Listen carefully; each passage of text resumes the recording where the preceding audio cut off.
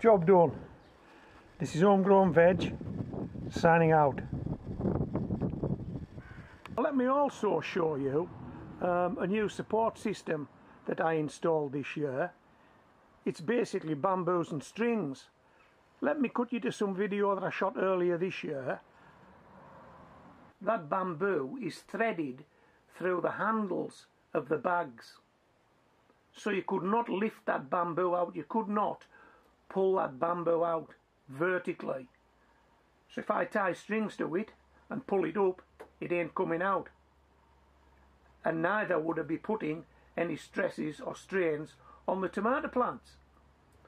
The load would be taken by that bamboo. Now let's have a look along, because I actually threaded a bamboo through all the handles of all the bags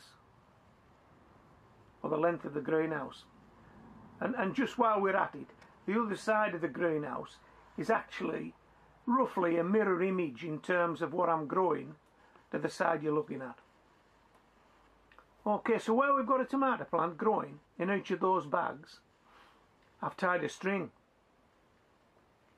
I've taken that string up to the underside of the greenhouse. Now we'll have a look up there now, and I'll show you how I've tied that off. So we're going to follow Big Daddy from the bag to the roof, and I'm hoping that you can actually see the string around the growing stem of Big Daddy, and that's where the support is. Okay.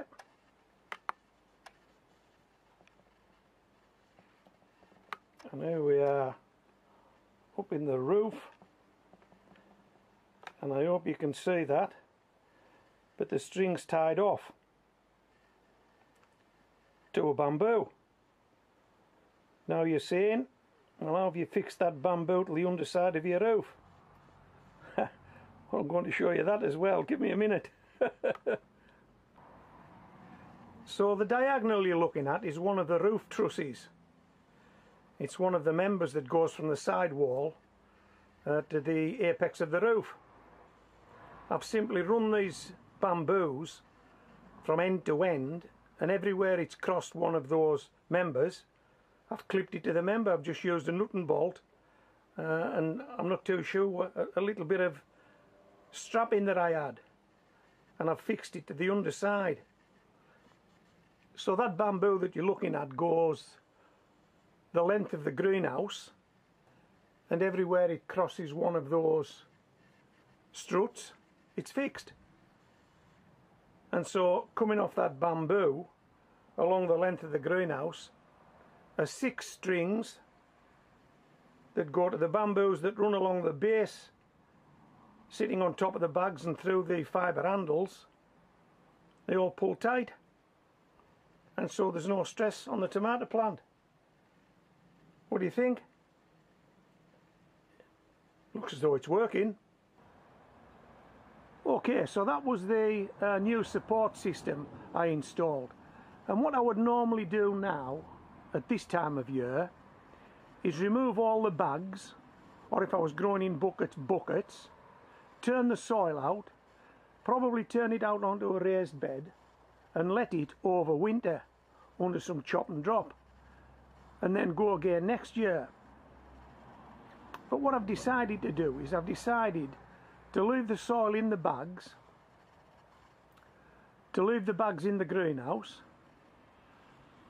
and to leave the strings in place that secure the bag to the underside of the roof. Hey, we've got a ground anchor. This greenhouse is going nowhere. Now let me cut you to some video of the Irish Sea, which I can see from where I'm standing now. So bear in mind, the wind that blows across the Irish Sea is a direct line to my greenhouse. So I need to make sure it isn't going to finish up in next door's garden. These are the land anchors. I'm hoping these will help keep this greenhouse on the ground. Check out this footage I shot.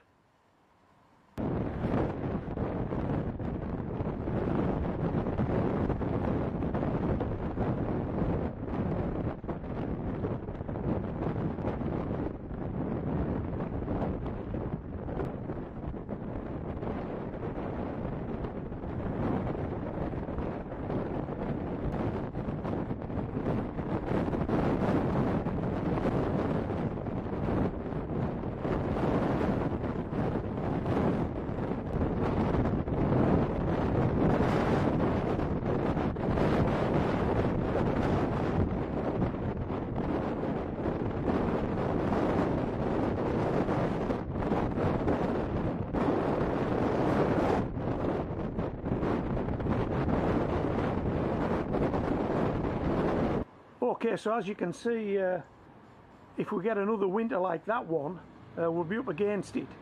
But the more precautions you take now, the more likely you are to have a greenhouse come next spring. This might be something you want to try. If you're growing in bags and you've got soil in your bags, you might want to use them as a land anchor. Now what I will do, I will turn these out in the spring of next year, tidy them up and reinvigorate them. But what I'm going to do now is I'm just going to cover them with a layer of chop and drop. This is grass and leaves, and we'll just let that sit on these bags for a few months, and whatever goodness comes out of that chop and drop will go into the mixture in the bag. And it's as easy as this. Okay, this is the mix. Grass and leaves. Grass is the green, leaves are the brown, autumn leaves. How's that? There you go. And we'll do no more with that now until the spring of next year. Okay, so I hope you've enjoyed this video. I've enjoyed making it. It does tend to be a bit repetitive, does gardening, and if you're new to gardening you'll be finding that out now. But what I would say is this: if you have got a polycarbonate greenhouse, then you do need to take extra care that you're not going to lose it. It isn't going to finish up in your neighbour's garden. And they're just a few tips.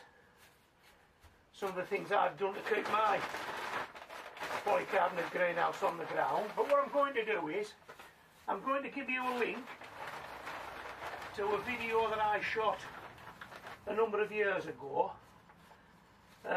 shortly after nearly losing this greenhouse in a few storms that came one after the other, bish bash bosh. And as usual, when the storm comes, it's the middle of the night and it's pouring down with rain. And you're having to fight to try and save your greenhouse. So it's better if you do it now than do it later.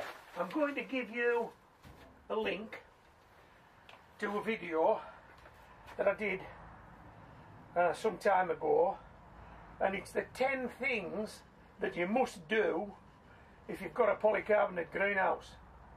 10 things that you must do, in my opinion. Speaking from experience. I'll give you a link to that in the text below, and there'll be a link at the end of this video. Hey, hope you've enjoyed this video. I've enjoyed making it. Listen to this. Can you hear that? Am I the first person ever to play a tune on a greenhouse? If I had any... Oh! If I had any musical talent, I'd play you a tune, but I haven't. Okay, so this is Homegrown Veg signing out.